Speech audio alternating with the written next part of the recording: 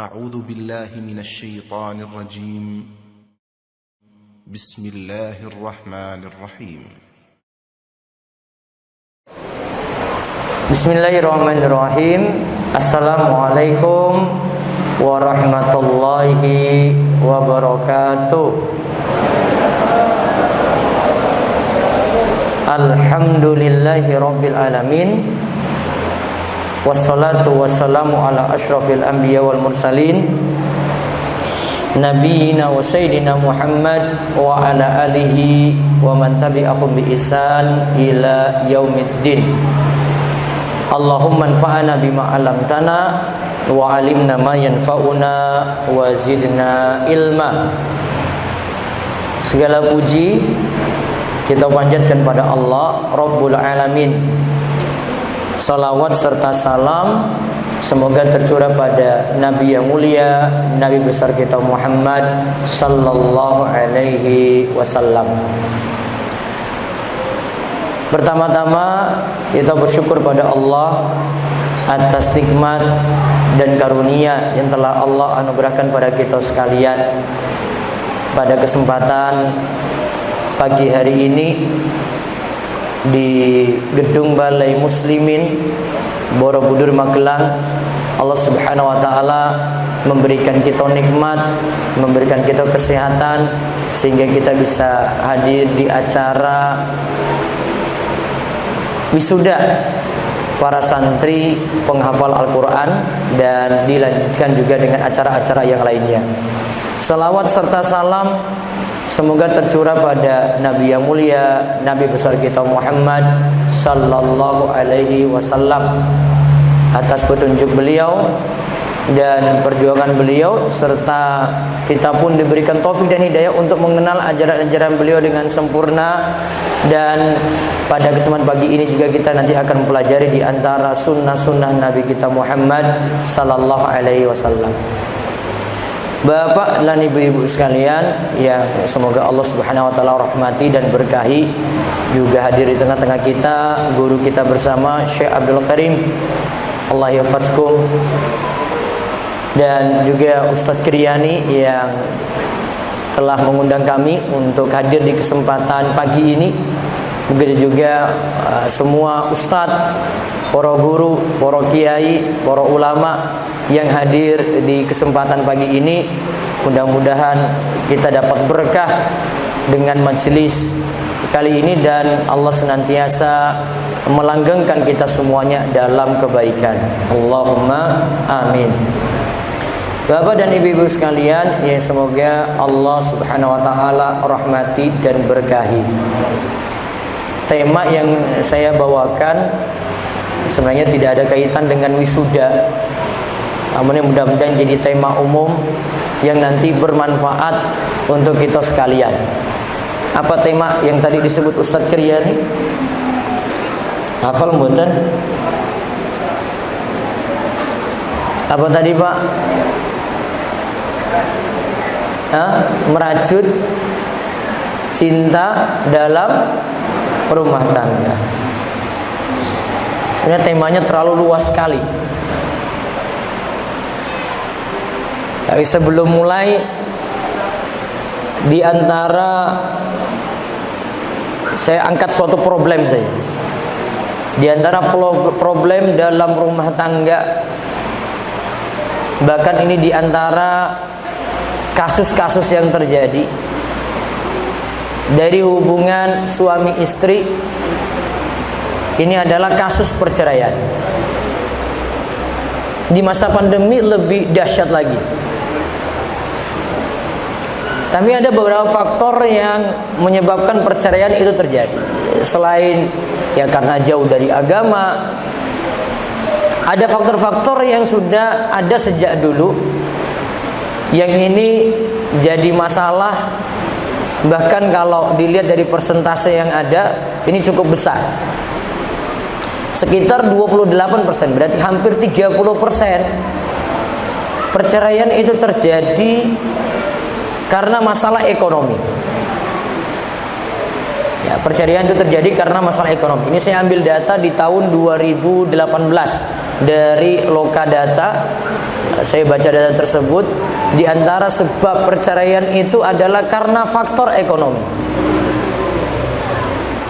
Faktor ekonomi yang terjadi ini bukan karena tidak punya penghasilan. Namun di antara sebab yang terjadi itu adalah karena, ini perlu saya sebut atau enggak ini? Perlu disebut? Perlu? Baik. Ada sebabnya, ini menurut peneliti, karena pendapatan dari suami itu kalah dengan pendapatan istri. Artinya apa di sini? Istrinya lebih mampu daripada suaminya sendiri. Sehingga ketika di rumah, prinsip laki-laki jadi pemimpin perempuan tidak dijalankan lagi. Ar-rijalu qawwamuna 'alan nisa. Laki-laki itu jadi pemimpin perempuan tidak dijalankan lagi. Karena perempuan, yaitu sebagai istri, merasa lebih tinggi daripada suami. Ada juga karena faktor pendidikan. Dia merasa lebih tinggi pendidikannya daripada suaminya. Nah, ini mendorong juga terjadinya perceraian tadi. Maka sesuai dengan tema, saya ingin bawakan pembahasan ini ke masalah manajemen ekonomi rumah tangga. Masalah manajemen ekonomi rumah tangga. Ini kalau disetujui saya bahas, ini saya lanjut. Kalau tidak disetujui, ya wes, saya cuma muqaddimah dan rampung. Setuju napa mboten? Lanjut. Apa tadi judulnya, temanya? Manajemen ekonomi rumah tangga. Setuju saya lanjut ini? Setuju? Baik. Ada yang tahu manajemen itu apa? Tak kasih hadiah ini. Enggak apa, saya sering tanya-tanya masalah luar kajian, enggak apa-apa. Ada manajemen itu apa? Ngacung, jawab. Harus ngacung. Nggih. Ngadeg, Pak. Nggih, majeng. Pak sinten? Wonten mic? Mboten. Ya. Pak sinten, Pak? Pak Ihsan, saking pundi? Cilacap. Cilacap masih masuk Magelang sini? Allah, Yesus kamu tenan iki. Napa, Pak? Manajemen iki napa, Pak?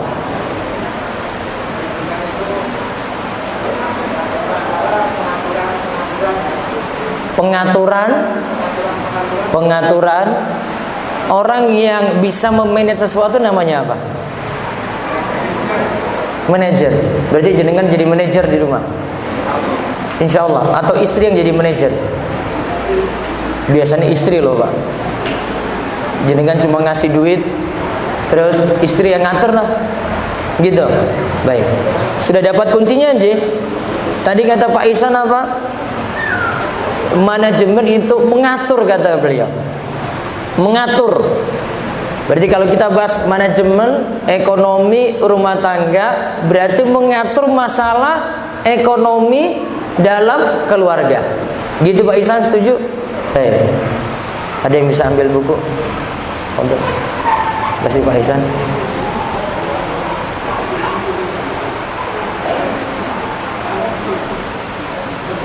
Sama saya nanti minta air putih ya. Saya minta air putih yang tempat saya itu.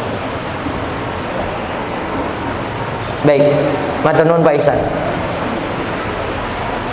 Di dalam manajemen itu, kalau dalam istilah manajemen itu, ada di situ namanya planning, merencanakan. Ada di situ istilahnya organizing, yaitu dia mengatur. Ada di situ lagi istilahnya dia memakai. Jadi dalam istilah manajemen itu macam-macam di dalamnya. Lengkapnya itu kalau lihat dari penelitian-penelitian yang ada planning, organizing, ada actuating, ada controlling, ada perencanaan, ada pengaturan, ada pelaksanaan, dan ada pengawasan.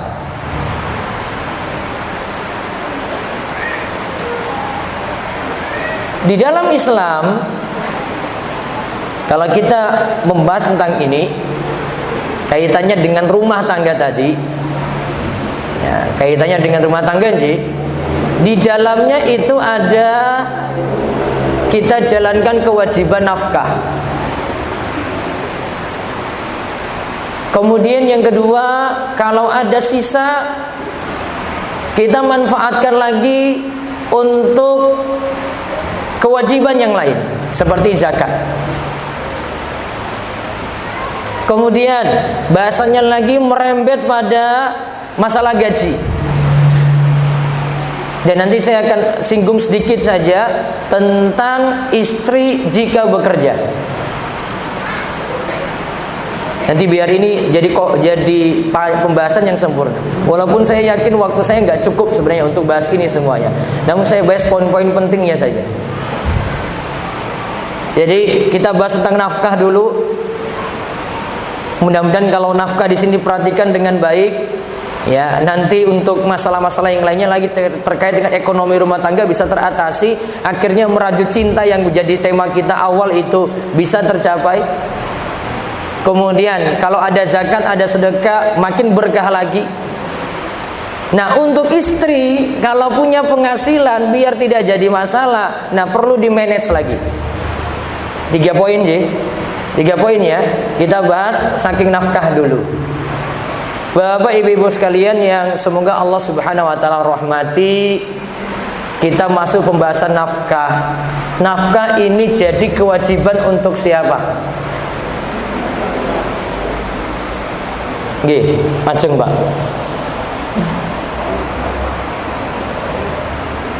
Ini kayaknya harus ada mic ini kasih ke peserta itu, biar peserta nanti nanya dan jawab.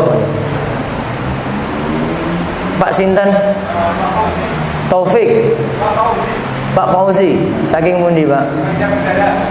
Banjarnegara. Wah, ini kok dari luar Magelang semua ini? Apa Pak? Wajib atau tidak? Wajib. Siapa tadi yang nanggung nafkah? Suami. Nanggung siapa saja? Istrinya siapa? Istrinya siapa Pak? Istri sendiri, iya, jelas itu. Gak usah ngurus istri orang gitu. Baik, betul Pak. Macam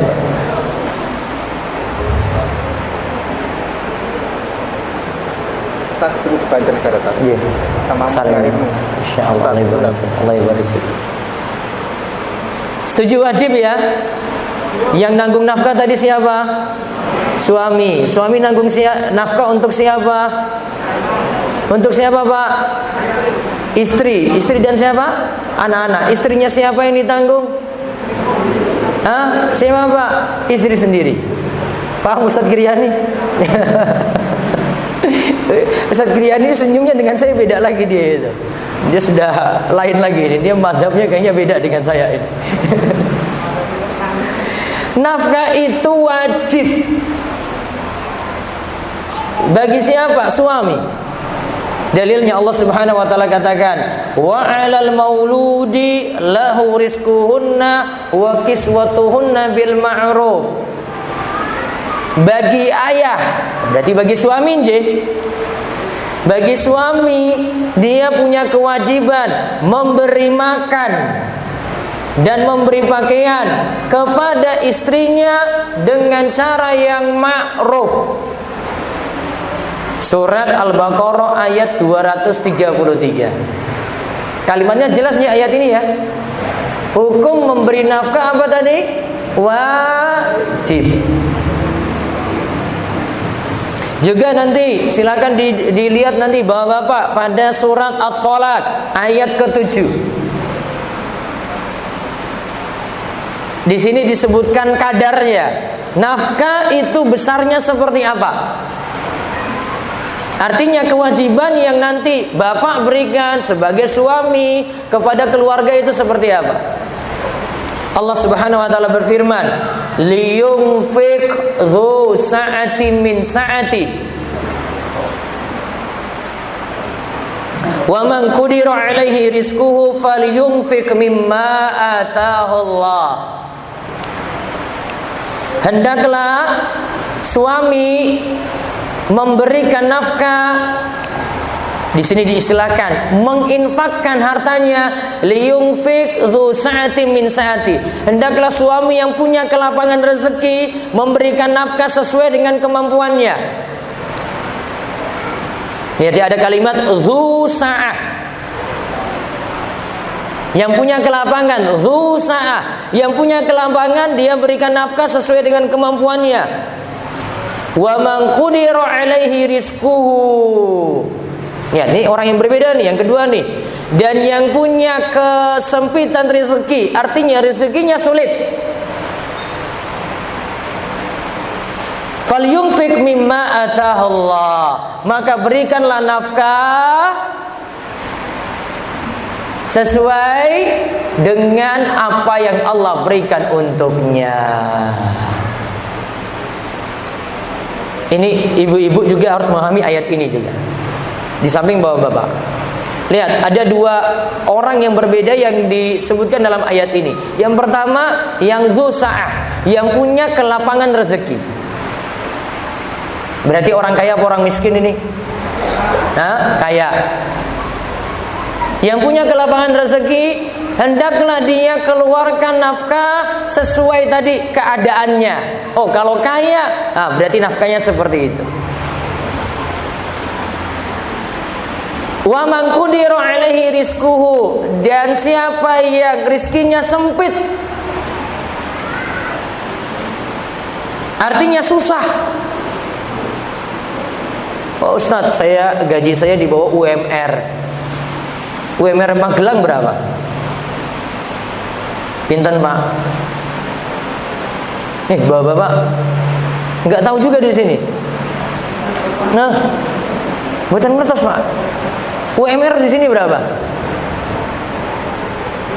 Berapa? 3 juta? 4? Berapa? 2 juta nje? Nah, berarti dia tadi komentar, Ustaz, gaji saya itu di bawah UMR. Berarti cuma 1,5 atau 1 juta lah dia bilang. Ustaz, saya ini susah ini. Nah, keadaannya susah tadi kalau standar kita tuh biasanya pakai UMR tadi tuh. Wah, saya digaji ini belum Ustaz, belum nyampe UMR di Magelang di sini nggak cukup saya ini hidup. Kalau dibilang untuk masalah nafkahnya apa? Ya tetap dia beri nafkah sesuai kemampuannya tadi. Kemampuannya segitu, ya sudah, dia berikan nafkah sesuai kemampuan. Dan nanti saya akan sebutkan bagaimana cara untuk memberi kepada istri nanti. Nanti kalau poin rincian untuk pengeluaran nafkah ini nanti kita akan bahas. Namun diingat dari ayat ini sangat jelas sekali nafkah tetap ada walaupun orangnya itu susah. Walaupun hidupnya itu susah, tetap ada kewajiban nafkah. Apalagi kalau punya kelapangan rezeki. Ustadz, istri saya sudah kerja Ustadz, gajinya malah di atas UMR. Saya tetap kasih nafkah atau tidak Ustaz? Tetap kasih nafkah atau tidak Pak? Kasih enggak? Oh, istrinya sugih banget loh Pak. Usahanya mana-mana, wah tokonya 5. Jenengan kere Pak. Misalnya, saya sebutkan kayak gini karena ada kenyataannya di masa sahabat.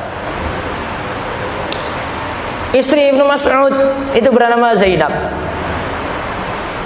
Nabi SAW itu pernah nasihati para wanita. Oh, kebanyakan yang masuk neraka itu kalian para wanita. Sekarang bersedekahlah. Lantas para wanita, para sahabiah ketika itu mereka sangat termotivasi sekali. Pokoknya kita pulang harus keluarkan sedekah. Zainab pulang ke rumah kemudian ngambil hartanya untuk dikeluarkan sedekah. untuk dikeluarkan zakatnya. Lantas ketika mau keluar, si suaminya, siapa tadi suaminya? Ibnu Mas'ud itu cegah. Mau kemana? Saya mau keluarkan harta saya ini untuk zakat. Saya mau keluarkan harta saya ini untuk sedekah. Karena Rasulullah SAW tadi sudah ngomong. Ibnu Mas'ud bilang, saya dan anak saya ini itu lebih pantas engkau kasih zakat ini dibandingkan orang lain. Maka ketika itu Ibnu Mas'ud bilang, istrinya langsung kaget. Oh, kok bisa? Masa saya kasih harta saya untuk kamu gitu? Harusnya kan suami yang kasih nafkah untuk istri. Kok ini suruh kasih sedekah untuk suami? Nah, dari kalimat ini saja kesimpulannya apa coba? Ibnu Mas'ud kaya apa enggak? Hah? Kaya atau miskin? Miskin. Si istrinya kaya. Kenapa? Oh, bisa zakat. Maka dilaporkan kepada Rasulullah SAW, istrinya bertanya pada Rasul, kemudian Rasul berikan jawaban, ya silakan si Ibnu Mas'ud dapatkan harta tersebut, tidak ada masalah. Maka kesimpulan saking para ulama, kalau harta nafkah itu dari suami kepada istri, namun kalau istri kepada suami kita sebut bukan nafkah lagi, maka sah-sah saja istri memberikan zakat atau memberikan sedekah kepada suami. Terjawab ya? Ini kita terjawab ya? Nah, kita balik lagi. Berarti ada orang yang dilapangkan rezekinya tetap beri nafkah, ada orang yang disempitkan rezekinya tetap beri nafkah. Seperti tadi disebutkan dalam surat At-Thalaq ayat ke-7. Nah, kewajiban nafkah ini diperhatikan dulu. Sekarang kita rinci apa saja yang termasuk dalam masalah nafkah. Karena kita sudah tahu itu wajib, dan berarti kalau suami itu bekerja dengan baik, maka dia akan mendapatkan pahala dari situ. Namun yang dimaksudkan nafkah itu apa saja? Ada yang bisa rinci bapak-bapak? Ibu-ibu, nanti ya ibu-ibu ya. Ada yang bisa rinci apa saja yang masuk nafkah? Berdiri Pak, berdiri Pak. Pak Sinten? Pak Hati saking pundi Pak?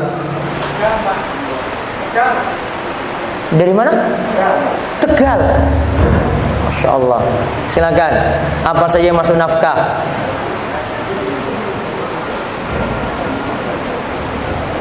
Apa yang ini lahir dan batin. Kalau bilang mau makan maka bilang makan, dan kalau bilang mau berpakaian maka bilang berpakaian.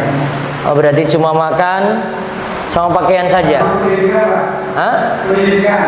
Pendidikan saja. Oh, berarti rumah nggak usah dikasih, nggak apa-apa. Nggih. Motor boten sah. Gitu. Terus HP nggak usah dipikir. Gitu.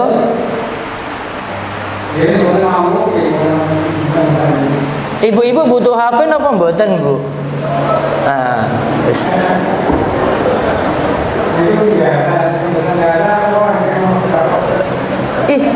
Bu, kalau nggak pakai HP zaman ini bagaimana coba? Susah mboten? Susah? Susah Pak. Orang iso kona'ah kalau kayak begini nih. Baik, Pak Hadi, monggo Pak.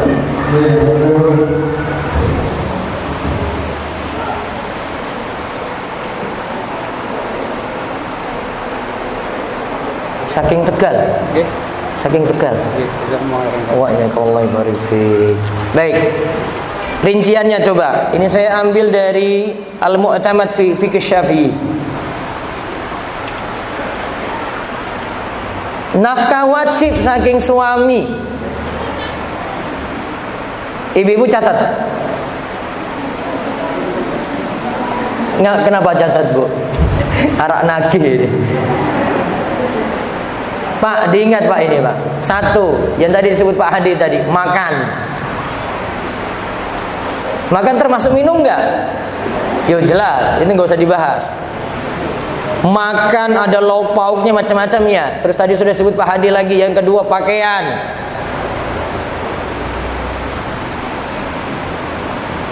Ibu-ibu pakaiannya apa, Bu? Ibu-ibu gamis harga berapa, Bu? Yang paling murah aja berapa paling murah? 200. Wah, 200, Pak. Catat. Saya tanya paling murah loh, saya nggak tanya paling mahal loh. Kalau paling mahal mereka sebut nanti itu. Paling murah 200. Itu gamis apa jilbab, Bu? Situ sudah satu set. Kayaknya itu masih gamisnya. Jilbabnya itu 100-an tau, Bu? 300. Wes catat. Pakaian wajib loh, nggak nutup aurat ya, Pak. Mau ngaji nggak bisa. Cuma suruh ngaji nggak bisa itu. Sholat harus nutup aurat.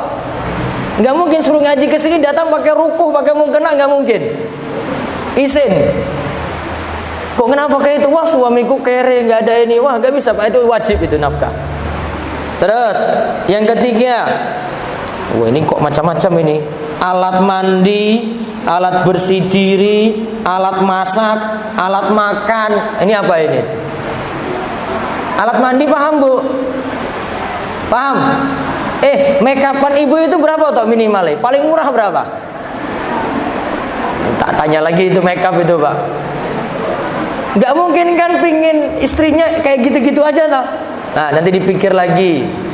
Pak Hadi sudah mumet nih mikirnya ini. Sampai alat masak. Oh, berarti perabotan yang dalam dapur itu. Ya, perabotan dalam dapur itu masuk lagi. Terus tadi yang saya singgung lagi, tempat tinggal. Nah, tempat tinggal ini kata para ulama, tempat tinggal itu nggak mesti punya. Bisa apa tempat tinggal, Pak? Sewa bisa nggak? Bisa, bisa. Kontrak berarti, Ji. Kontrak, Ji. Nah, kontrak. Atau kalau paling banter ya tinggal di rumah mertua. Tinggal di rumah mertua, misalnya. Dan yang lain-lain. Ini sekadar nafkah wajib dari suami pada istri, namun sejatinya semua ini tadi dilihat dari urf, dilihat dari kebiasaan, ya, di masyarakat kita itu seperti apa. Misalnya orang Magelang ini umumnya itu butuh apa saja sih kalau hidup berumah tangga? Apakah dalam rumah itu mesti punya pembantu? Nah, itu ada lagi. Tambah mumet benar ini, Pak. Ada yang nyetrika sendiri, ada pembantunya. Ada yang nyuci sendiri, ada pembantunya. Ada yang ngurus kendaraan sendiri, ada. Tergantung. Keadaan tiap orang berbeda-beda gitu. Maka nanti dilihat dari urf. Maka ada kaidah al-'adatu muhakkamah. Kebiasaan masyarakat setempat itu, nah itu ditarik jadi hukum. Nafkahnya bagaimana? Oh, kebiasaan masyarakat situ seperti apa? Gak mesti kita sebut perinciannya seperti ini tadi. Namun kebiasaan masing-masing tempat. Dan nanti balik lagi ke masalah kemampuan. Selain lihat kebutuhan tadi, nanti juga melihat pada kemampuan. Ini kalau rincian nafkahnya. Nah, sekarang kita beralih ke pembahasan kedua, masalah mengatur nafkah tadi. Ya, masalah mengatur nafkah tadi. Nah, ini poin-poin penting, ini kaidah saya dapat dari salah satu buku dari Dr. Labib Najib, yaitu Al-Maqasid Al-Manzili. Ya, kalau diterjemahkan, ya, manajemen ekonomi rumah tangga. Nah, beliau sebutkan beberapa qawaid, beberapa kaidah kalau kita ingin mengatur keuangan di sini. Nah, diingat poin-poin ini baik-baik. Saya sebutkan satu persatu. Kurang lebih ada 5 saja. Yang pertama, dalam masalah pengeluaran itu hendaklah bersifat iktisad, bersifat pertengahan. Pertengahan itu tidak terlalu berlebihan, tidak terlalu kurang. Pertengahan itu tidak terlalu apa? Berlebihan, tidak terlalu kurang. Dalam ayat itu disebut surat Al-Furqan ayat 67. Walladzina idza anfaqu, dan mereka ketika ingin membelanjakan harta, lam yusrifu, mereka tidak bersifat israf. Israf itu berlebihan. Walam yaqturu, mereka tidak pelit. Dua sifat di sini ya, tidak israf, tidak taktir, tidak terlalu berlebihan, tidak serba kurang. Wa kana baina dzalika qawama, dan yang paling bagus tengah-tengah. Tengah-tengah dari apa? Dari israf, berlebihan tadi, dan dari taktir, dan dari serba kurang tadi. Tengah-tengah lebih bagus. Paham ibu-ibu? Paham betul? Prakteknya apa ya? Tadi gamis berapa, Bu? Yang murah pinten, Bu? 200. Baik. Yang mahal berapa? Ada 1 juta ada? Ada. Innalillahi wa inna ilaihi rajiun, Pak. Entek gajimu, Pak. 1 juta ada itu. Itu katanya baru jilbab juga itu. Wes mumet. Beli tengah-tengah. Ya, kalau kemampuannya dia masih bisa lebih daripada 200, kalau itu layak bagi istrinya, ya dibeli itu. Kalau enggak, ya sudah, sesuai kemampuan memang. Namun yang jelas kaidah pertama, tidak boleh berlebihan, tidak boleh serba kurang. Nantinya ujung-ujungnya sesuaikan dengan kemampuan. Paham kaidah pertama ini ya? Paham ya? Sekarang lihat kaidah yang kedua. Berbelanja itu sesuai kebutuhan. Terus lanjut lagi yang ketiga, berbelanja itu sesuai kemampuan. Paham ini bedanya? Yang kedua apa tadi? Berbelanja itu sesuai kebutuhan. Yang ketiga apa? Berbelanja itu sesuai kemampuan. Nah, ini nanti jadi tengah-tengah. Yang kita masih nyambung dengan nomor 1 itu nyambung di sini nih. Sesuai dengan kebutuhan. Kebutuhan kita kalau orang Indonesia itu sebut ada 3 nih. Ada kebutuhan primer, ada kebutuhan apa? Sekunder, ada kebutuhan tersier. Kalau dalam bahasa Arabnya itu ada dharuri, haji, sama tahsini. Kebutuhan tuh ada 3. Primer itu mesti ada. Kalau nggak ada, bisa tewas. Makan tuh kebutuhan apa? Primer nggak?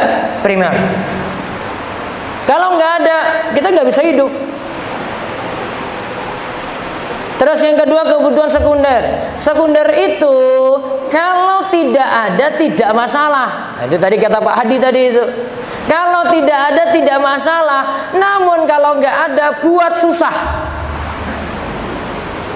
Contohnya apa? Contohnya apa? Pak Hadi apa? HP. HP kalau nggak ada masalah nggak? Orang masalah Ustaz. Saya nggak punya HP bisa hidup. Coba tanya sama ibu-ibu sekarang. Kalau nggak punya HP Pak susah. Mau dapat info ngaji saja lewat WA.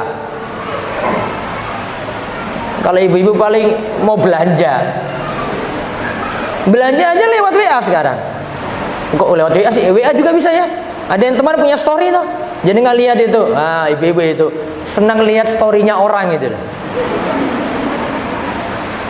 Apalagi aplikasi wajib di HP-nya itu si Shopee itu. Saya kalau kajian kayak gini tuh dengar HP bunyi, apa suara yang keluar apa tuh? Shopee gitu ya. Nah, ini pelanggan setia Shopee ini. Itu aja ada, itu harus ada. Artinya dia tidak punya seperti ini, susah. Karena sekarang sebuah praktis seperti itu. Walaupun tidak masuk primer, namun itu masuk kebutuhan yang kedua yang juga dibutuhkan zaman ini. Dan tadi ada kebutuhan namanya tahsini, kebutuhan tersier, kebutuhan yang ketiga. Mana yang didahulukan? Primer, sekunder, atau tersier? Primer dulu. Sekunder butuh atau tidak? Butuh. Namun ada prioritas. Nah, kebutuhan ini tolong nanti diperhatikan yang ketiga, belanja sesuai kemampuan. Belanja sesuai dengan apa? Kemampuan. Kemampuannya gimana sih? Iya, kebutuhannya ada. Kebutuhannya kalau di total 100.000. Namun sekarang lihat kemampuan ada enggak? Kalau tidak ada kemampuan ya jangan dulu. Contoh, tadi gamis. Ibu-ibu punya gamis, dia lihat di Shopee itu harganya Pak, 700.000. Kalau cuma masukin keranjang saja, yuk gampang. Ketika sudah check out, ya Allah 700.000. Ada free ongkir enggak ya? Ya kalau enggak ada, mikir lagi dia selanjutnya, lihat di rekeningnya, ada atau tidak ya? Waduh, ini kalau dihitung-hitung lagi sudah enggak cukup nih, besok kita enggak bisa makan lagi. Berarti kemampuannya enggak ada.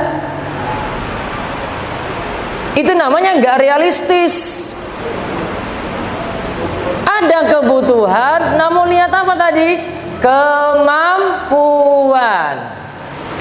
Paham ibu-ibu? Paham bukan bu? Boleh nggak masukin belanja di keranjang bu? Boleh? Boleh saja. Keranjangnya 500 juga nggak masalah kok. Ketika mau check out, mau bayar, mikir-mikir kemampuan ada nggak? Nah, kalau dua ini diperhatikan, poin nomor 2 dan 3 diperhatikan, nyambung dengan poin nomor 1. Prakteknya jelas. Jadi pengeluarannya akan mudah diatur. Beda kalau tidak perhatikan kayak gitu, Bapak Ibu-ibu. 3 poin ini setuju apa mboten? Setuju? Setuju? Pak Hadi setuju mboten? Setuju? Lanjut ini. Sekarang kaidah keempat. Buat rencana. Kalau kita kan balik ke masalah manajemen tadi ya, buat rencana. Dalam sebulan itu kita mau belanja apa saja sih? Sampai-sampai mau pergi belanja juga ada planning, ada rencananya. Biasanya kalau ibu-ibu itu kan nyatat di sesuatu gitu ya Bu ya, nyatat di kertas nih. Dan kalau sudah dicatat, tolong diikuti listnya itu. Jangan listnya cuma masuk keranjang terus apa semua aja yang diambil gitu, dimasukin keranjang. Keluar kok membludak. Yo Mas iki butuh, yo kabeh yo butuh. Akhirnya nggak sesuai dengan list. Ya listnya diikuti ini. Kalau bisa mau ngatur lagi, lihat sekarang ada masa-masa diskon. Kalau belanja online ada free ongkir. Ya manfaatkan kayak gitu. Biasanya itu kalau di online itu tanggal 2 bulan 2 2022. Sesok nih Februari. Catat Pak. Siap-siap jadi kan ditagih nanti itu. Itu biasanya tanggal-tanggal cantik gitu. Tanggal 2 bulan 2 2022. Yang biasa ingatkan saya itu anak saya itu, Pak besok ada belanja ini gratis ini. Kamu kayak gini hafal banget. Akhirnya saya hafal juga itu. Ini tanggal kayak begini ini mereka ingat banget ini.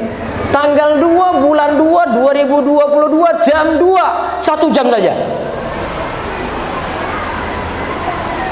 Itu sekarang belanja online kayak gitu, Pak.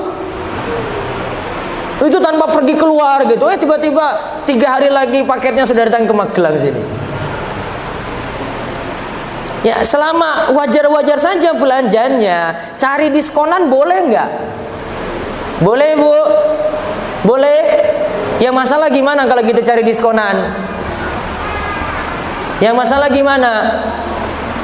Ibu-ibu, yang masalah itu jenengan cari diskonan belanja untuk sesuatu yang tidak perlu.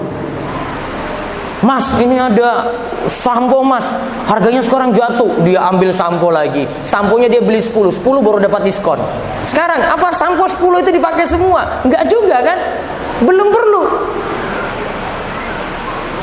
Oh mas, ini ada susu ini, kalau beli 3 itu dapat diskon, dikasih 2 lagi gitu. Diambil 5. Sekarang apa susu itu mau diminum langsung semuanya? Enggak juga. Kadang orang manfaatkan diskon namun mubazir banget. Balik ke kaidah tadi, tidak boleh berlebihan, tidak boleh juga serba kurang. Israf nggak boleh. Itu kaidah dalam belanja seperti itu, Bu. Lalu kaidah dalam belanja lagi yang terakhir, selama masih ada bisa dipakai walaupun rusak, masih bisa diperbaiki, masih ada, masih bisa diperbaiki, mending diperbaiki.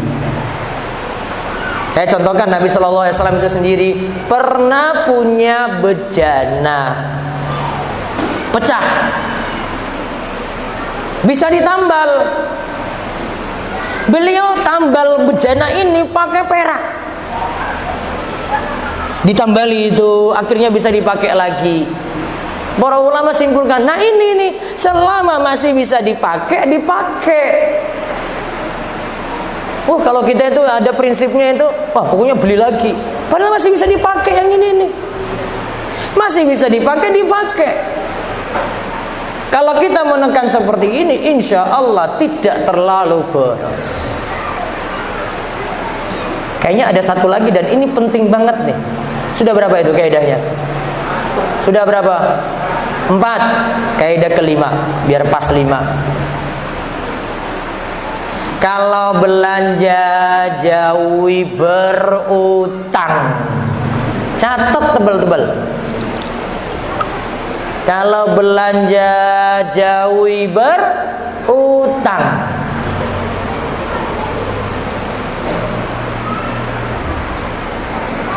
Sekarang itu orang tuh mau gaya-gaya juga bisa, Pak, Bu. Cuma pakai kartu.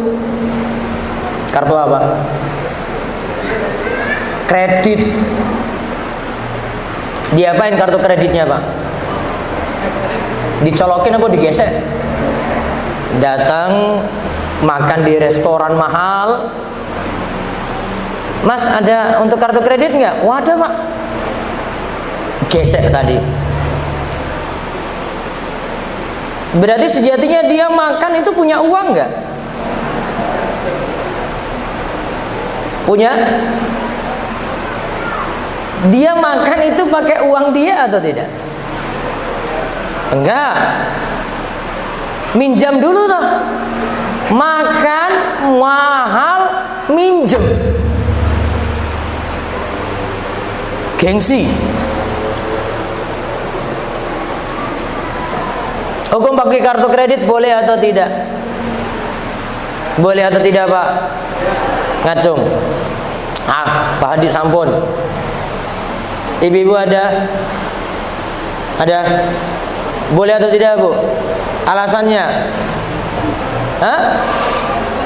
Ada ribanya di mana? Kan bayarnya akhir bulan toh? Akhir bulan. Pokoknya ada tanggal tertentu nji. Misalnya tanggal 10. Saya bayarnya tepat waktu. Berapa totalnya? Totalnya 1 juta. Saya bayar 1 juta langsung. Kena denda enggak? Enggak, berarti boleh.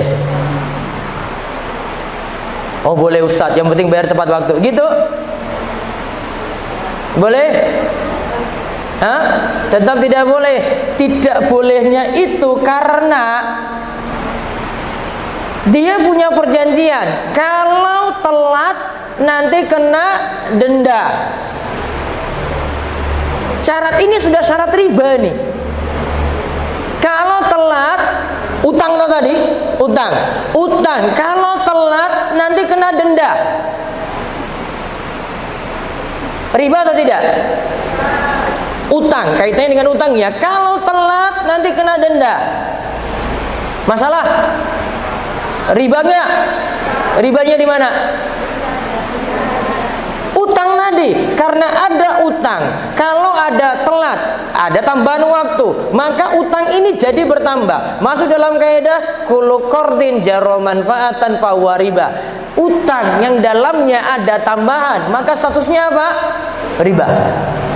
Walaupun baru syarat, seandainya dia bayar tepat waktu tidak kena, tapi syarat ini dia setujui, maka tidak boleh. Berarti pakai kartu kredit boleh atau tidak? Boleh atau tidak? Tidak boleh. Mas, nanti kasih ibu itu.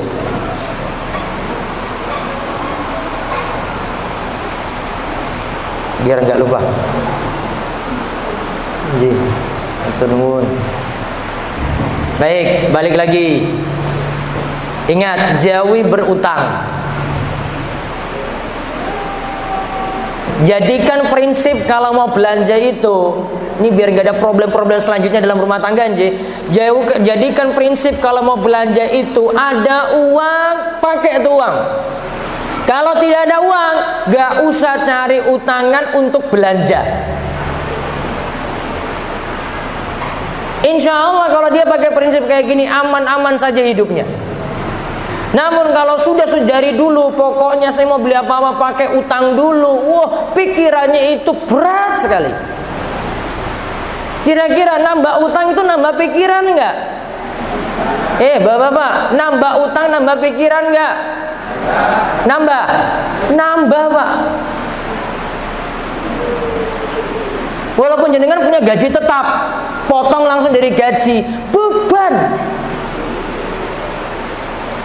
Ada orang yang saya dengar itu dia jadi kepala sekolah. Kepala sekolah tahu sendirilah gajinya itu pasti besar. Ternyata gajinya itu habis untuk bayar pipilan saja, bayar utang saja. Dia cuma terima sekitar 100-200 ribu untuk 1 bulan. Itu bangkrutnya luar biasa itu loh.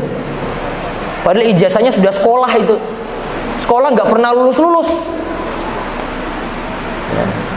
Apa-apa di sertifikatnya dijadikan gade ini gade lagi. Habis itu sertifikatnya.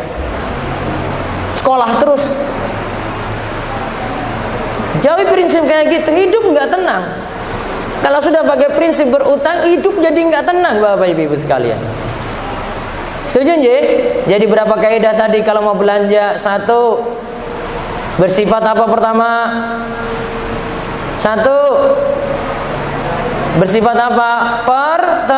Pertengahan. Tidak boleh israf, tidak boleh taktir, tidak boleh berlebihan, tidak boleh serba kurang. Yang kedua apa tadi? Belanja sesuai kebutuhan. Yang ketiga apa? Belanja sesuai kemampuan. Yang keempat apa? Selama masih bisa dimanfaatkan, gak usah beli baru. Yang kelima apa? Jauhi berutang. Lalu yang terakhir, bagaimana dengan istri yang punya gaji? Pertanyaannya, istri itu punya kepemilikan, punya hak memiliki harta atau tidak? Hai ibu-ibu, jenengan itu punya keberhakan dalam suatu harta atau tidak? Punya bu. Artinya kalau jenengan ini misalnya dapati harta itu jadi milik jenengan, boleh nggak ada yang ambil? Boleh atau tidak? Tidak boleh. Istri punya uang Pak, boleh nggak jenengan ngambil diam-diam? Nggak minta izin? Boleh atau tidak Pak? Hah? Tidak boleh. Istri sendiri loh. Nggak boleh. Harus apa? Minta izin. Istri punya keberhakan dalam suatu harta. Diingat baik-baik. Misalnya dapat dari apa? Misalnya dia dapat dari waris. Dari orang tuanya wariskan untuk dia, maka itu hartanya istri. Contoh lagi, istri dapat mahar. Mas kawin mahar tadi itu yang milik istri. Suami ingin ambil itu harus minta izin. Kalau tidak diizinkan nggak boleh. Paham ini ya? Sekarang pertanyaan selanjutnya, istri boleh bekerja atau tidak? Ini berat banget nih pertanyaannya ini. Bu, jenengan boleh kerja enggak? Pak, istri boleh kerja atau tidak? Boleh? Boleh. Kerja apa?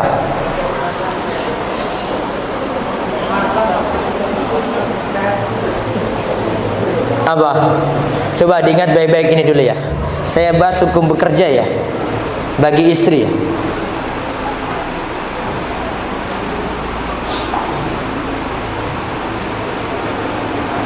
Hukum asalnya wanita itu di rumah. Wa qarna fi buyutikunna wa la tabarrajna tabarrujal jahiliyatil ula. Hendaklah wanita itu menetap di rumahnya dan janganlah dia itu keluar rumah dengan dandanan jahiliyah. Surat Al-Ahzab ini jelas banget. Itu pertama.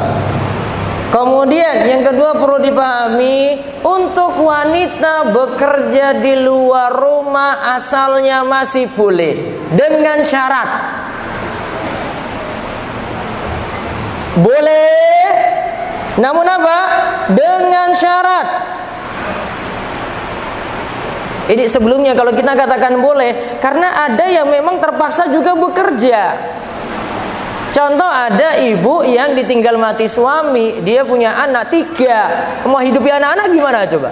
Keluarganya belum tentu bisa nanggung anak-anaknya ini, kecuali kalau dia bekerja. Ada anak perempuan, dia hidup dengan orang tuanya gak kerja, gak bisa apa-apa, terpaksa anak perempuan ini kerja juga.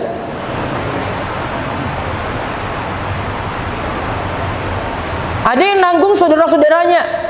Dia perempuan, dia nanggung saudara-saudaranya yang lainnya. Dia yang paling tua, dia nanggung adik-adiknya yang lain untuk sekolah. Maka tadi hukum asalnya masih boleh, apalagi dalam keadaan butuh seperti ini.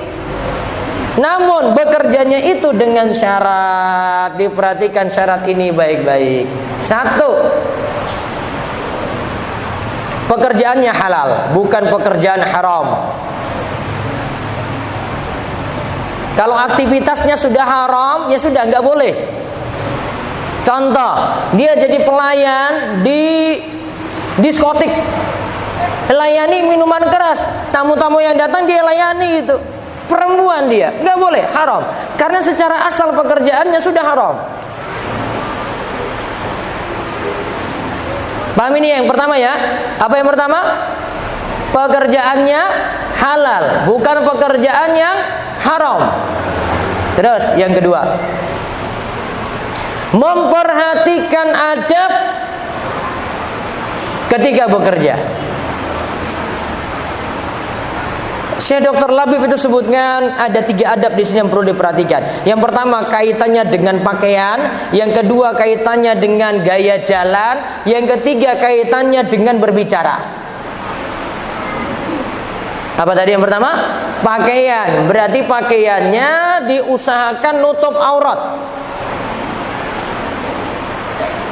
Terus yang kedua, gaya jalannya. Gaya jalannya itu jangan sampai menimbulkan godaan. Misalnya yang disinggung dalam surat An-Nur, itu ada wanita yang gaya jalannya itu dia pakai perhiasan di kakinya. Ketika jalan, krek krek krek, bunyi apa itu? Emas di kakinya itu. Menimbulkan godaan. Gaya jalan. Ada yang ketiga, gaya bicara. Gak boleh suara wanita itu mendayu-dayu, membuat orang itu akhirnya tertarik kepada dia, gak boleh. Namun nggak boleh juga suara wanita kasar juga nggak boleh. Tengah-tengah jadinya. Itu yang kedua ya. Terus yang ketiga, syarat yang ketiga, pekerjaan si wanita tidak sampai melalaikan kewajiban di rumah. Apa ketiga? Pekerjaan istri berarti ya, tidak sampai melalaikan kewajiban di rumah. Kewajiban di rumah apa, Bu? Apa, Bu, kewajiban di rumah? Hah? Kewajiban di rumah apa, Bu? Ngurus anak ngomong, ngurus suami. Kalau dia mau mengabdi ya, dia apa-apa disediakan di rumah gitu. Tugas ibu. Kalau ini sudah dipenuhi, nah silahkan kalau mau kerja di luar rumah. Syarat yang keempat, nah ini penting, meminta izin. Kalau dia belum menikah, minta izin sama ayahnya. Kalau dia sudah menikah, minta izin sama suami. Kalau suami bilang, "Dek, kamu gak usah kerja saja, cukup di rumah, sudah biar saya yang kerja." Manut, Bu. Wes kepenak banget itu. Jadi kan cuma terima nafkah. Namun kalau sejak awal nikah sudah ada komunikasi, si suami bilang, calon suami atau ketika sudah nikah mereka awal-awal sudah komitmen, saya izinkan kamu itu kerja, monggo. Karena syarat-syarat tadi itu dipenuhi, silakan. Namun jangan sampai lalaikan kewajibannya. Monggo. Kalau memang sudah ada komunikasi kayak gini, kalau sudah ada komunikasi seperti itu, maka kesepakatan ini diikuti. Karena al-muslimuna ala syurutihim. Seorang muslim itu komitmen pada kesepakatan yang telah dia itu buat. Gak boleh dia langgar itu. Dan ada satu syarat lagi ditambahkan oleh Syekh Shalih Al-Fauzan. Ini di pembahasan yang lain. Kalau yang tadi saya sebut dari Dr. Labib, beliau cuma sebutkan 4.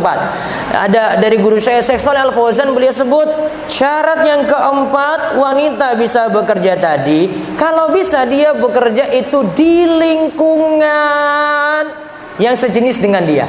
Jadi wanita ya di lingkungan wanita. Kalau seperti ini maka tidak ada masalah. Berarti kalau tadi kita bolehkan wanita itu kerja dengan syarat Y. Nah sekarang gajinya halal atau tidak? Kalau sudah terpenuhi syarat atau seperti itu, halal atau tidak, Bu? Halal. Misalnya kalau zaman ini bisa ibu cuma jualan online di rumah, gak ganggu pergaulan dengan lawan jenis juga gak ada. Cuma layani customer saja. Iya kan? Pelanggannya ibu jual gamis, ya pelanggannya ibu-ibu juga. Dia layani dengan baik tuh. Kalau dapat gaji dari situ halal atau tidak, Bu? Halal. Halal gajinya? Halal. Gajinya kalau istri dapati yo berarti milik istri. Jika suami diberi itu cuma sekadar bantu-bantu suami. Istri nggak nafkahi suami, Pak. Nggak. Istri nggak nafkahi, yang nafkahi istri itu siapa? Suami. Suami nafkahi istri. Namun istri balik nafkahi suami nggak ada. Yang ada istri cuma bantu-bantu. Maka kalau itu harta dia sendiri, ketika istri itu ingin pakai, ingin belanja, ingin sodako, karena itu harta dia sendiri, asalnya dia tanpa minta izin suami, sah muamalahnya. Paham, Bu? Ini gaji jenengan sendiri. Terus mau belanja tadi, sudah masukin keranjang, dia mau tinggal transfer saja, pakai rekeningnya sendiri karena itu gajinya, boleh. Sama juga seperti sedekah. Sedekah dengan harta dia sendiri, asalnya boleh. Wong tadi saya si Zainab itu, dia kan tadi mau keluar dari rumah, sebelum dicegat suaminya toh, berarti kan dia sudah tahu kalau keluarkan harta untuk sedekah tanpa izin suaminya juga asalnya boleh. Gitu nje, asalnya boleh.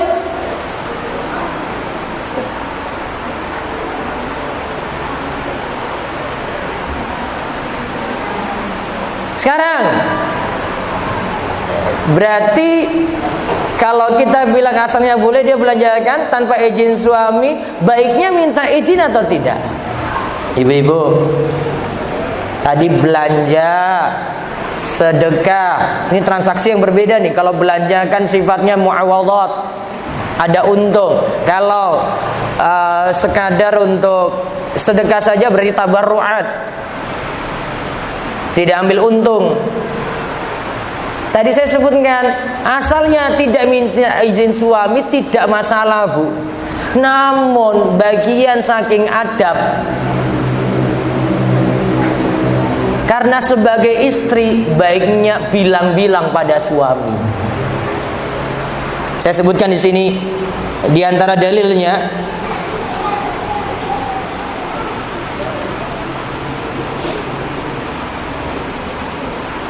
Ada hadis dalam riwayat Abu Daud.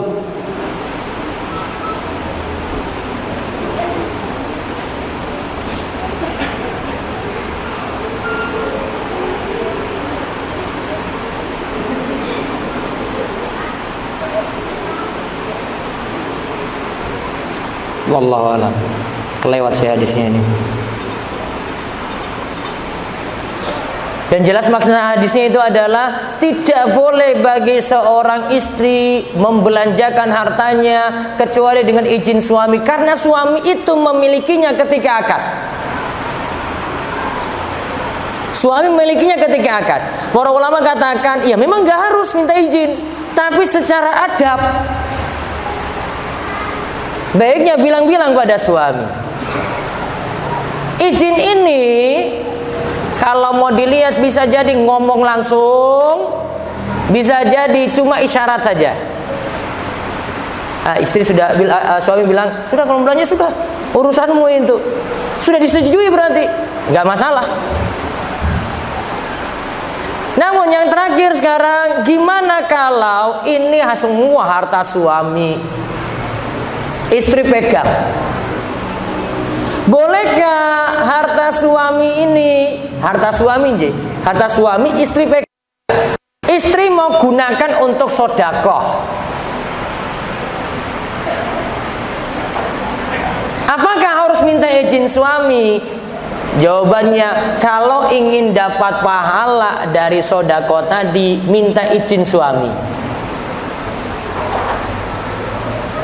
Namun kalau dia tidak minta izin suami,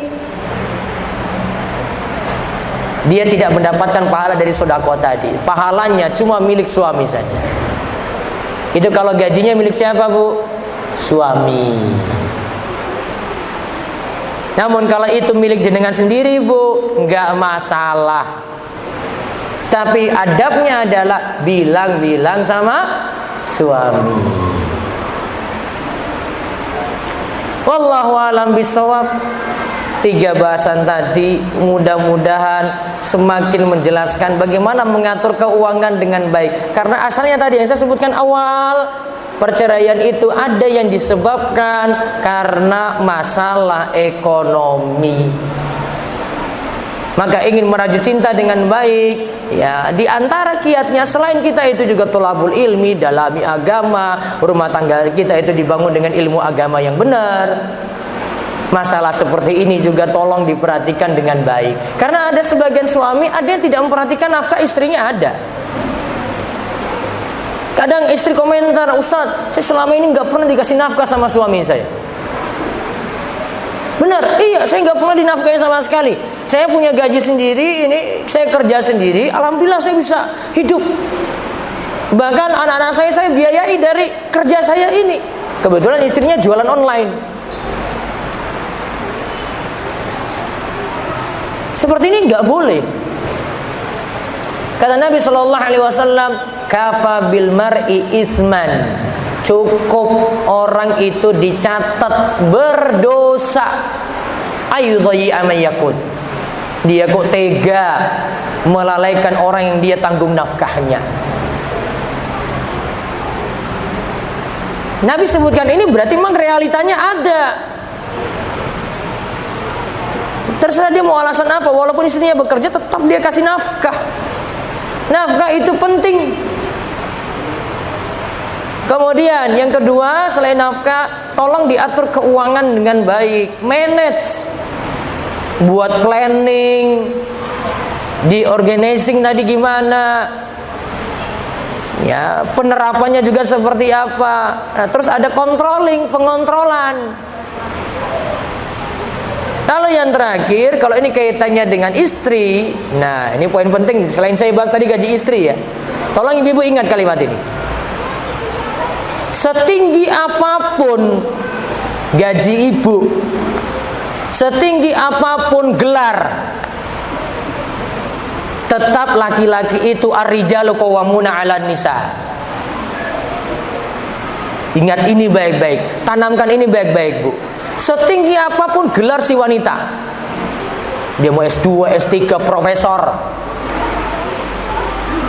atau dia punya jabatan tinggi di perusahaan, jadi direktur, jadi manajer, atau gajinya luar biasa besarnya dari suaminya, tetap kalau dengan suami apa tadi? Ar-rijalu qawwamuna 'alan nisa. Laki-laki tetap jadi apa? Pemimpin bagi si perempuan. Ingat kalimat ini baik-baik. Kalau ini tidak diingat, terjadilah tadi perceraian, nanti ujung-ujungnya perceraian.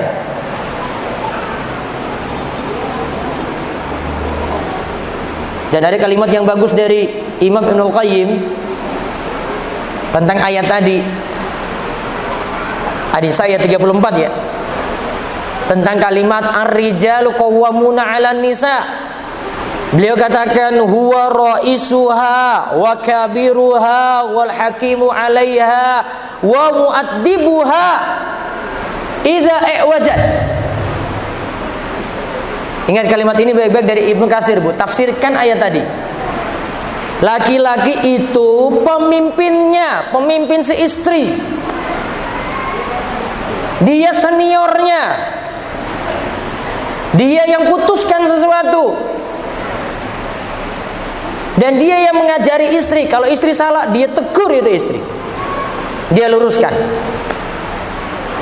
Kalau kalimat ini diperhatikan baik-baik, seberapa tinggi sekalipun kedudukan istri, tetap di rumah ar-rijalu qawwamuna 'alan nisa. Laki-laki itu pemimpin bagi perempuan.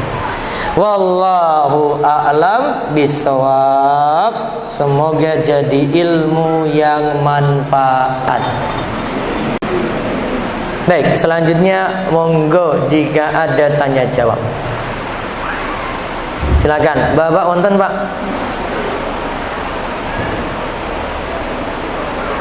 Kalau ingin bertanya langsung bisa pakai mic ke depan. Monggo.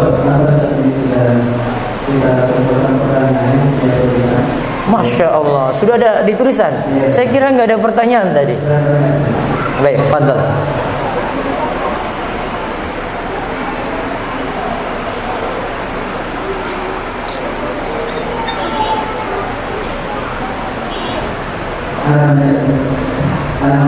Iya, dibacakan.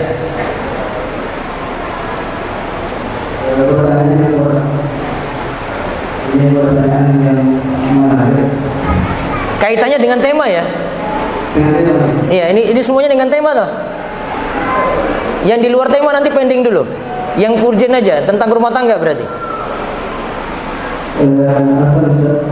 Apakah di luar kebutuhan PNR tadi jika sudah terpenuhi, suami perlu memberi uang jajan untuk istri? Sudah terpenuhi kebutuhan primer tadi, terus? Apakah suami perlu memberi uang jajan bagi istri? Iya, Mbok mikir-mikir istrinya kan juga butuh macam-macam toh, Pak. Masa kayak gini saya terangkan lagi gitu loh. Masa cuma kasih sama istri, "Dek, ini pokoknya uang untuk kebutuhanmu." Terus yang lain-lain nggak ada gitu. Ya, jenengan nanti sadar sendiri gitu loh, Pak. Paham, Bapak? Hah? Paham? Saya nggak mau bilang ibu pasti mau nuntut tuh, tapi mau ngomong susah gitu loh. Jadi kalau punya kelebihan, selama punya kelebihan, yuk kasih lebih. Karena macam-macamnya di belakang juga kebutuhannya banyak loh. Di samping dia itu kadang simpan-simpan juga gitu loh. Untuk istri. Ini nggak istri orang lain loh, istri sendiri loh Pak. Paham ya? Berikutnya lagi Ustaz. Pertanyaan kedua, Assalamualaikum. Ustaz, Assalamualaikum. Bagaimana kiranya mau cicil 3 bulan, tapi sudah 3 tahun lebih baru cicil 2 kali. Baru tadi belum ada uang, tapi suka makan enak dan jalan-jalan sama keluarga di tempat wisata pakai mobil rental. Mohon nasihatnya. Jadi punya cicilan, baru 2 kali bayar. Jadi sekarang mau niat jalan-jalan, tapi utang belum lunas. Sudah sering jalan-jalan tapi utang belum lunas. Sudah nyicil tapi utang belum lunas toh. Utangnya ini lihat dulu, nyicilnya itu tagihannya kapan? Itu dulu nanti dilihat. Kalau misalnya sekarang utang, terus mau pergi jalan-jalan, pas tagihan utang datang. Ya, ini mau pergi nih besok ini ya. Hari ini tagihan utang datang, mana yang didahulukan? Bayar utang apa jalan-jalan? Teorinya. Prakteknya saya nggak tahu. Teorinya apa? Bayar utang. Kalau mau disuruh bayar utang dulu. Dahulukan ini kewajiban nih. Maka urusan jalan-jalan itu kebutuhan sekunder, kalau enggak tersier gitu. Enggak sampai harus. Nanti pertimbangannya seperti itu. Wallahu a'lam. Kemudian sebenarnya saya ini berkaitan dengan wanita kerja di luar negeri. Yang pertama, bagaimana hukumnya bagi wanita yang bekerja sebagai nakes yang ada stigma harus mengakui masalah. Baik. Nah, salah satu juga disebutkan oleh Syekh Shalal Fauzan, pekerjaan tadi itu pekerjaan yang khusus untuk perempuan. Nakes tadi dibutuhkan nggak untuk perempuan? Butuh. Walaupun di negeri kita ya masih campur baur gitu, namun ini pekerjaan darurat nih. Kalau nakes nggak ada, ya nakes nggak ada, wah bisa kesulitan itu orang mau pergi berobat, ada yang mau periksa, ada yang mau datang tadi ke gawat darurat 24 jam sulit dilayani. Karena nggak selamanya yang sakit itu laki-laki saja, ada perempuan juga. Maka itu pekerjaan urgen. Kalau memang itu fasilitas urgen seperti itu, ya dengan keridhaan suami, diminta izin suami, ya tidak ada masalah untuk itu. Wallahu a'lam. Pada saat ini juga punya cerita keluarga sakit. Bagaimana menyikapi suami yang keras kalau dikasih tahu secara pelan-pelan malah dikasih biografinya tidak mau menerima. Saya selalu doakan agar ada orang hidayah, tetapi belum ada perubahan. Bisa menasihati masalah kewajiban berjamaah bagi laki-laki biar bermaksimal, biar jamaah sering berharap kalau subuh. Paham ibu-ibu pertanyaannya Bu? Jadi dia ini, si ibu ini biasa nasihati suami. Bahasa kita nyeramahi suami. Ibunya tukang ceramah. Jadi suaminya nggak terima. Ini intinya suaminya nggak terima. Marah-marah kan berarti nggak terima tuh. Perlu dipahami, karakter laki-laki itu selalu merasa di atas. Betul nggak Pak? Bapak-bapak, betul nggak? Laki-laki itu merasa di atas. Jadi kalau ada yang maaf di bawah itu nasihati dia, nggak terima banget itu. Minimal yang nasihati bapak-bapak yang selevel. Berarti yang nasihati siapa? Pak, ya sama laki-laki. Dia diceramai sama ustadz, bapak ini diceramai sama ustadz, lebih masuk daripada ibu. Mohon maaf, ibu baru pulang ngaji terus datang ke rumah, Mas, ini saya dapat ceramah ini dari Ustadz Abduh. Jenengan harus dengar ini. Saya mau kasih ceramah. Tunggu setengah jam di sini ya. Kalau sudah lagaknya itu kayak tukang ceramah, saya yakin nggak diterima itu. Sebagian suami nggak mau nerima. Walaupun ada istri yang berjuang terus seperti itu. Nah, strateginya diatur aja.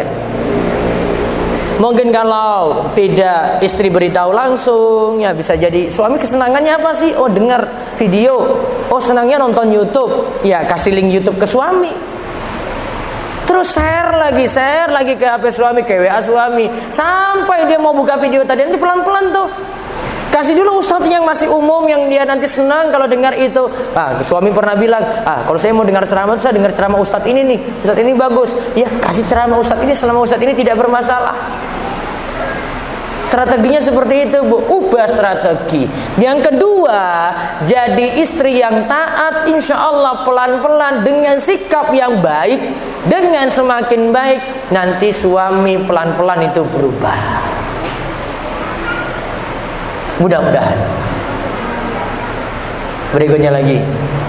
Nah, saat ini mungkin yang bertanya dari yang masih jomblo. Masih jomblo. Mana yang jomblo di sini ada? Banyak ada.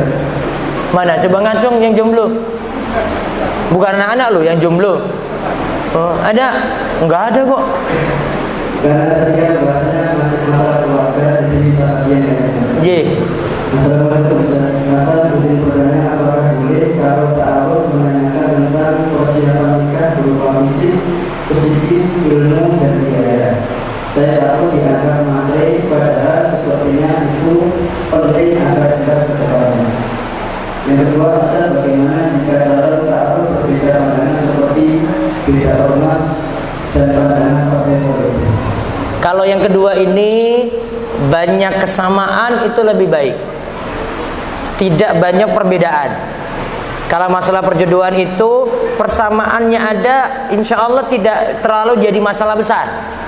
Maka kalau sudah beda prinsip dalam hal-hal agama, itu biasanya jadi problem nanti. Jadi kalau bisa cari yang seprinsip, itu lebih bagus daripada beda prinsip. Nanti jadi konflik nanti berikutnya. Ya, kalau dia bilang saya sudah cinta mati sama dia, pokoknya saya cinta dia dunia dan akhirat gitu, sudah lahir dan batin itu teori sekarang nih, belum nanti kalau jalani rumah tangga. Itu yang kedua tadi. Yang pertama tadi Ustaz, coba diulang.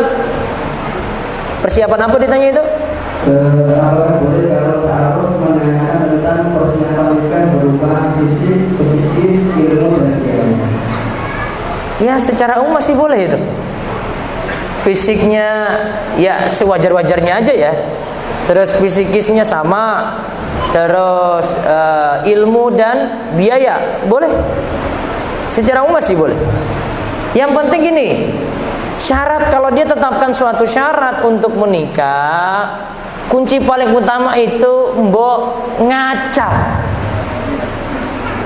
Lihat diri sendiri gitu loh. Pertanyaannya begini, dia ajukan syarat ini ya. Saya pingin istri yang A, B, C, D, E, F gitu.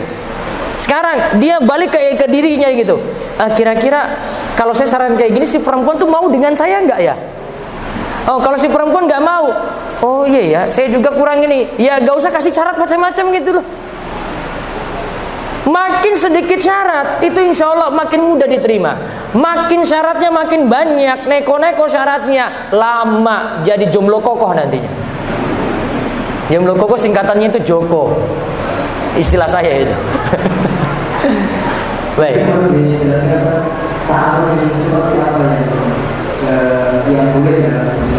Kalau bisa ada orang ketiga kalau zaman ini ya. Dekat dengan siapa, dia punya kenalan dengan si perempuan itu, nanti lewat dia perantara, pakai perantara, jangan langsung. Jangan chattingan langsung. Bahaya. Chattingan langsung itu sudah macam-macam biasanya. Ya, jadi ada orang ketiga lebih bagus kalau untuk zaman ini. Ada lagi? Selanjutnya, ini curhatan dari para istri itu. Bagaimana cara menjaga keikhlasan hati dan menghadapi suami ini? Suami apa? Ini. Suami.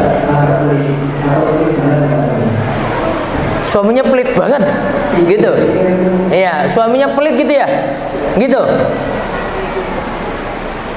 Syarat pertama, Bu, kiat pertama, SABAR. Apa, Bu? Satu. Yang kedua, kadang mesti nasihati suami untuk masalah nafkah. Terutama tadi ya, suami punya kemampuan. Kalau tidak punya kemampuan nggak boleh dipaksa, Bu.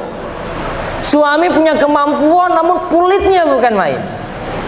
Ini pernah terjadi pada istri seorang sahabat Hindun, lihat suaminya Abu Sufyan itu pelitnya bukan main. Maka dia bertanya pada Nabi SAW, "Wahai Rasulullah, bolehkah saya ngambil diam-diam yang seharusnya jadi nafkah saya ambil dari suami saya?" Bahasa bebasnya saat ini, Bu, ya, bolehkah istri ngambil uang suami diam-diam karena suami pelit? Boleh? Boleh, Bu? Hah? Boleh? Boleh, Pak. Kata ibu-ibu, jenengan siap-siap dompetnya di rumah itu ya, disimpan baik-baik, Pak.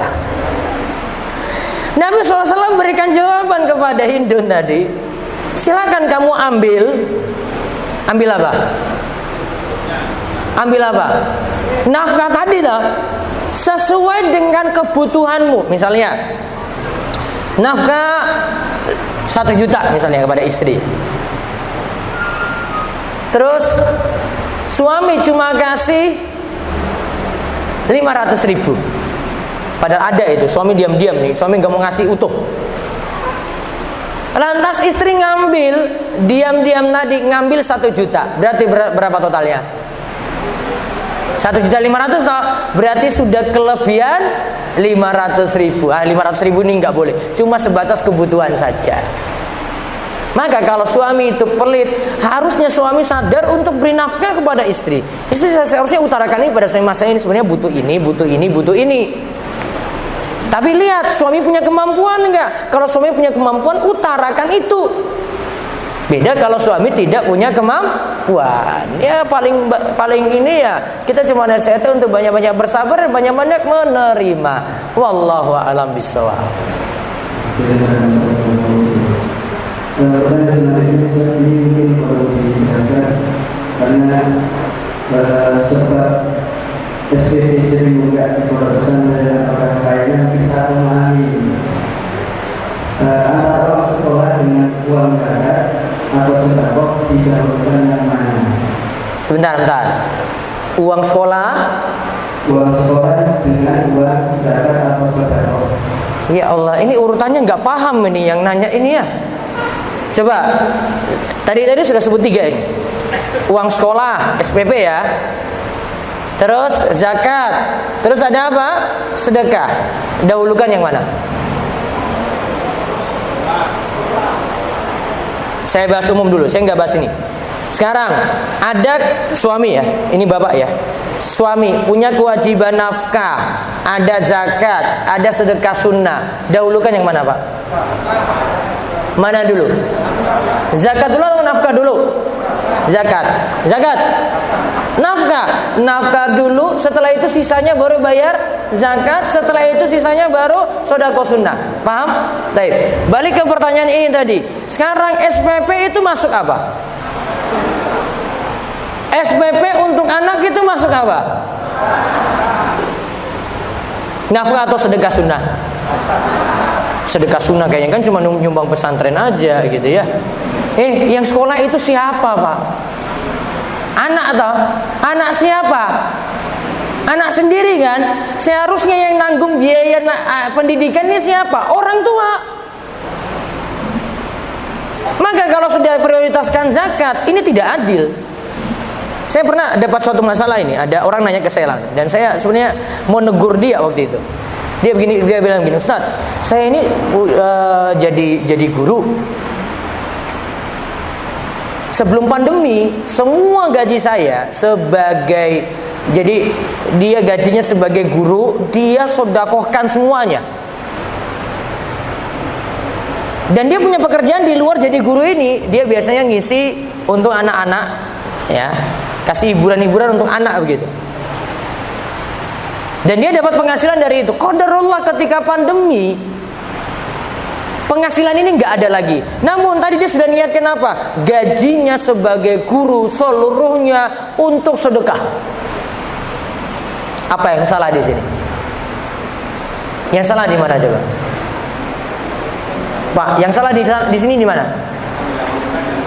mendahulukan sedekah dibandingkan untuk nafkah. Harusnya kan gajinya harusnya dia tahan-tahan dulu. Jangan pakai sedekah semua. Gaji diambil. Kalau tadi penghasilan tadi di luar itu ya diambil juga. Sekarang penuhi nafkah dulu. Baru setelah itu ada sisa bayar zakat. Kalau dia bayar zakat paling maksimal kan 2,5%. 2,5% dia keluarkan. Sisanya sedekah. Paham ini? Berarti tadi urutannya apa tadi yang ditanyakan? Apa dulu? SPP, anak sekolah ya. Terus baru apa? Jika ada sisa baru zakat. Jika ada sisa lagi baru sedekah sunnah. Tidak benar kalau dahulukan zakat baru SPP. Salah hitung itu. Itu namanya tidak ada skala prioritas. Manage-nya sudah salah. Sekarang masalahnya SPP naik. Ya resiko.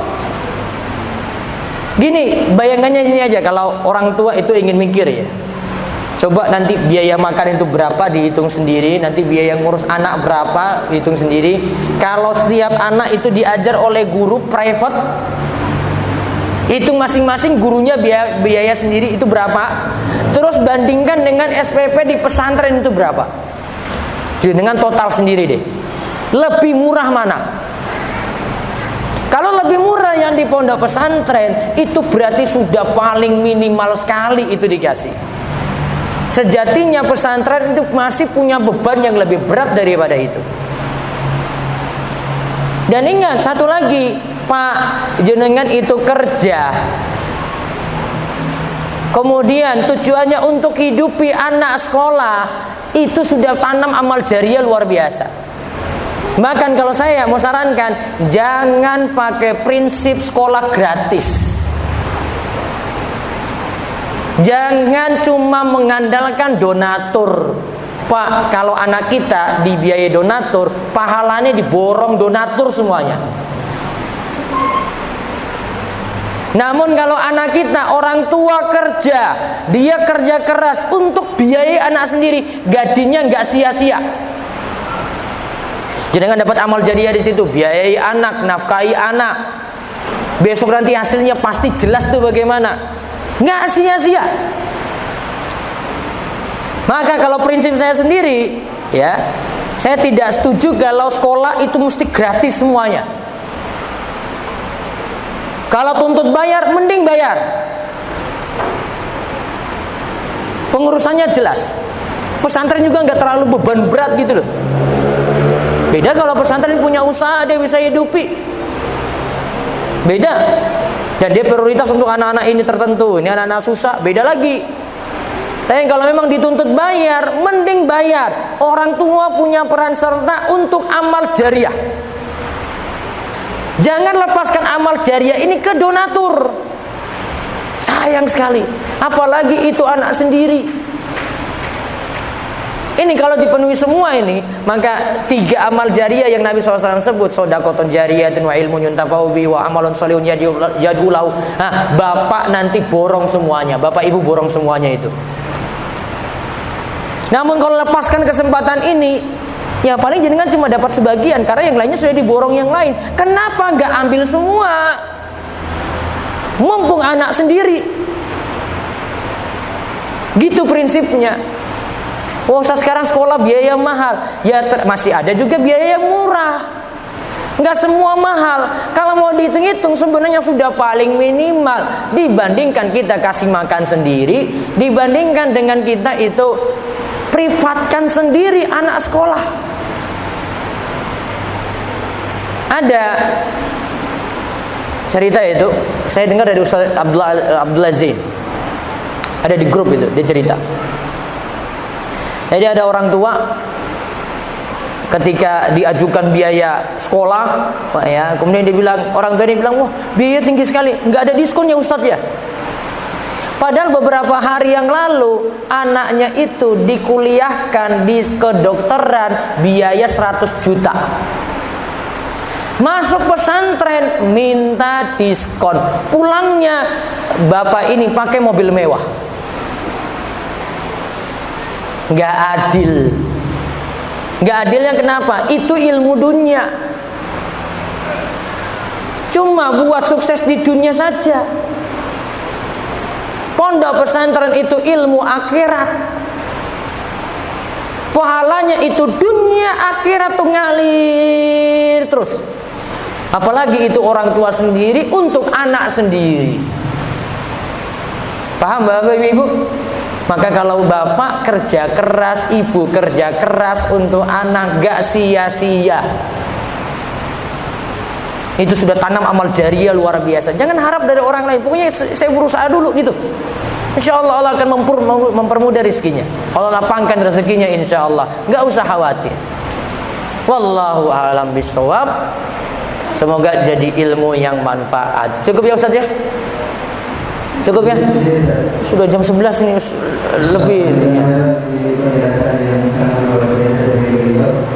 Dan nanti setelah penjelasan ini saya akan mendapatkan konfirmasi SPP dan ada oh, habis ini mau umumkan SPP gitu ya? Nanti tolong nanti didengar SPP-nya ya. Alhamdulillah kita masih belajar hanya 600.000 dalam setiap bulan berapa? 600.000. Ya, 600.000 tiap bulan. Itu kayaknya baru uang makan aja itu sebenarnya kalau mau dihitung-hitung di luar gitu loh. Ini biaya pendidikan, ini pendidikan dunia akhirat tuh loh. Insya Allah nggak sia-sia Ustaz. Kalau mau dinaikkan, naikkan lagi aja. Wallahu a'lam. Mudah-mudahan lancar terus pendidikannya Ustaz. Demikian saya cukupkan Ji. Ya mudah-mudahan manfaat. Ya, dan mudah-mudahan bawa berkah bagi Bapak Ibu sekalian, para wali murid, orang tua, jamaah umum yang turut hadir di kesempatan kali ini. Dan nanti ada agenda lagi selanjutnya, silahkan untuk diikuti sampai tuntas. Dan kami mohon maaf barangkali tidak bisa mengikuti acara ini nanti sampai selesai. Semoga bawa berkah juga bagi Ustadz Kriani, ibu, keluarga, dan juga untuk para pengurus di Pondok At-Taqwa, dan mudah-mudahan para santri mendapatkan berkah ilmu yang manfaat dan tetap istiqomah terus untuk belajar dan membawa manfaat dunia dan akhirat. Demikian yang kami sampaikan. Wabillahi taufiq wal hidayah wal inayah. Wassalamualaikum warahmatullahi wabarakatuh.